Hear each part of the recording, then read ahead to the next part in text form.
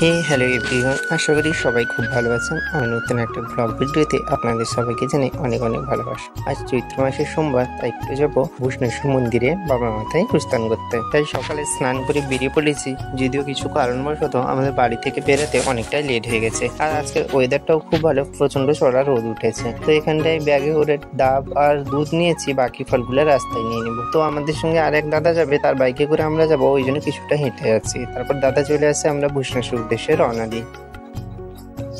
আর এই যে রাস্তাটা, এটা কিন্তু ওয়েস্ট বেঙ্গলের কোস্ট কানাল পার। আমরা এইটা দিয়ে যাব, তারপরে ওয়েস্ট বেঙ্গল থেকে পেরিয়ে আমরা ওড়িশা রাজ্যে যাব। আর এই যে এইটা দেখলে, এখানটা কিন্তু হচ্ছে পূর্ব মেদিনীপুর অর্থাৎ ওয়েস্ট বেঙ্গলের শেষ। আর এখান থেকে এই যে পিচ রাস্তাটা, এখান থেকে কিন্তু ওড়িশা রাজ্য শুরু। ছোটবেলায় যখন ছোট ছিলাম, বন্ধুদের সঙ্গে প্রায় সময় সাইকেল নিয়ে ঘুরতে আসতাম। এখন সবাই বড় হয়ে গেছে, যে যা নিজের কাছে ব্যস্ত, তাই তেমন আর এদিকে আসা হয় না। প্রায় 8-9 বছর মতন হয়ে গেছে এদিকটাই আসেনি।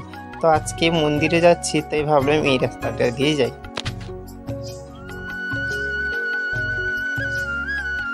আর এই যে রাস্তাটায় উঠলাম, এটা হচ্ছে চন্দনেশ্বর থেকে উড়িষ্যা যাওয়ার জন্য রাস্তা। তো তারপর কিছুক্ষণ যাওয়ার পর আমরা পৌঁছে যাই থানাচক। আর থানাচক হচ্ছে উড়িষ্যার একটা ব্যস্ততম স্ট্যান্ড বলা যায়। আর এই যে দেখলেন, এটা কিন্তু বাস স্ট্যান্ড। আর এই যে বাসগুলো হচ্ছে, এগুলো হচ্ছে উড়িষ্যা সরকারের পক্ষ থেকে 5 টাকায় সার্ভিস দেয়। মহিলাদের জন্য 5 টাকার, পুরুষ মানুষ হলে 10 টাকা নেই। তারপর স্ট্যান্ডে দাঁড়িয়ে যাই, যেহেতু আমরা ডাব আর দুধটা নিয়েছিলাম, বাকি ফলগুলো ওখানটায় কিনবো। তো দাদারা ওখানটায় ফল কিনছেন, আমি এখানটায় স্ট্যান্ডে কিছু ভিডিও করে নিলাম। আর এই যে সোজা রাস্তাটা, এটা কিন্তু চন্দনেশ্বর আর দীঘা যাওয়ার জন্য।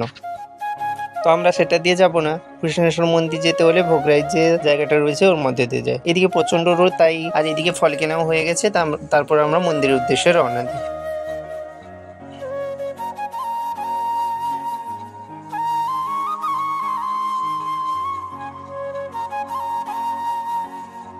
এর আগে কখনো আমি এইদিকে আসিনি, আজকেই জীবনে প্রথম যাচ্ছি। খুব ভালো লাগছে। আর গ্রীষ্মকালের রোদ প্রচন্ড চড়া, তো গায়ে লাগছে, কিন্তু গায়ে লাগলেও কি হয়েছে, মাঝে মাঝে বাতাস দিচ্ছে, খুব সুন্দর লাগছে। আর আমার তো নতুন কোনো জায়গায় এইভাবে ট্রাভেল করতে খুব সুন্দর লাগে। যদিও রাস্তাটি মানে নতুন হবে, তো মাঠের মধ্যে দিয়ে রাস্তা, দুধারে রয়েছে ঝিল। অ্যাকচুয়ালি মন্দিরটা উড়িষ্যার যে বালেশ্বর ডিস্ট্রিক্ট রয়েছে, ওই ডিস্ট্রিক্টে অবস্থিত। ওয়েস্টবেঙ্গল আমাদের বাড়ি থেকে প্রায় 80 থেকে 90 কিলোমিটার মতন দূরে অবস্থিত। আসলে যে শিবলিঙ্গটার কাছে যাচ্ছি, ওটা কিন্তু এশিয়া মহাদেশের মধ্যে সবচেয়ে বৃহৎ শিবলিঙ্গ। ওর শিবলিঙ্গ রয়েছে, কিন্তু কোনো মন্দির স্থাপন এখনো হয়নি।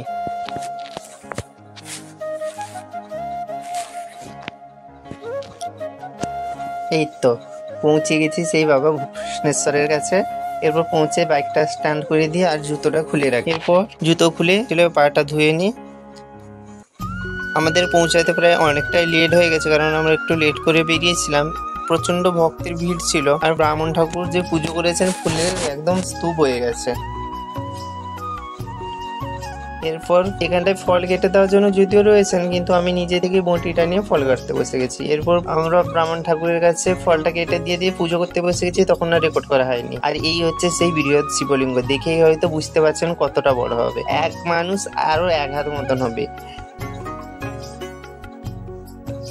আর এই ভূষণেশ্বর বাবা কিন্তু খুবই জাগ্রত, যদিও শিবলিঙ্গটি একটু ব্যাঁকা রয়েছেন, কারণ ওটা ওভাবেই যতদিন থেকে রয়েছেন ওভাবেই। ওখানে আসলে এই যে শিবলিঙ্গটি, এটা তার অনেকের কথাই কথিত রয়েছে যে রাবণ নাকি এই শিবলিঙ্গটাকে ওনার লঙ্কায় নিয়ে যেতে চেয়েছিলেন। আর শিব নাকি রাবণকে স্বপ্নাদেশ দিয়েছিলেন তিনি তার সঙ্গে লঙ্কায় যাবেন, কিন্তু যদি রাবণ ভুলবশত কোনো জায়গায় বসিয়ে দিবেন, তাহলে ওনাকে আর তুলতে পারবেন না। কোনো কারণবশত ওখানটায় বসিয়ে দিয়েছিলেন। তো ততদিন থেকে এই মন্দিরটার নাম হয়েছে ভূষণেশ্বর মন্দির। আর ভোলে বাবা কিন্তু ওইভাবেই রয়েছেন। বহু চেষ্টা করেছিল ওখানকার সরকার, কিন্তু কোনো মতেই ওখানকে একটুকুও নড়াতে পারেনি। ওর পুজো দেওয়া শেষ করে ওখানকার দুধ আর ডাবটা ছিল, শিবলিঙ্গটা তো বহুত বড়, তাই দুধ আর ডাবটাকে এইভাবে এইখান থেকে ঢেলে দেওয়ার জন্য আসছে। আর এখানটায় ঢেলে দিলে কিন্তু বাবার মাথায় গিয়ে পড়ছে। আর গিয়ে তো দাদা প্রথম ঢেলে দিচ্ছে, তারপর আমিও ঢেলে দিলাম। এরপর প্রণাম করে চলে এলাম। তারপর ধূপ আর যে প্রদীপটা ছিল ওগুলাকে জ্বালিয়ে দিচ্ছে। আর দেখতেই পাচ্ছেন কত ভক্তরা এসেছিল বাবার কাছে। প্রণাম করে নিই, তারপর ওখানকার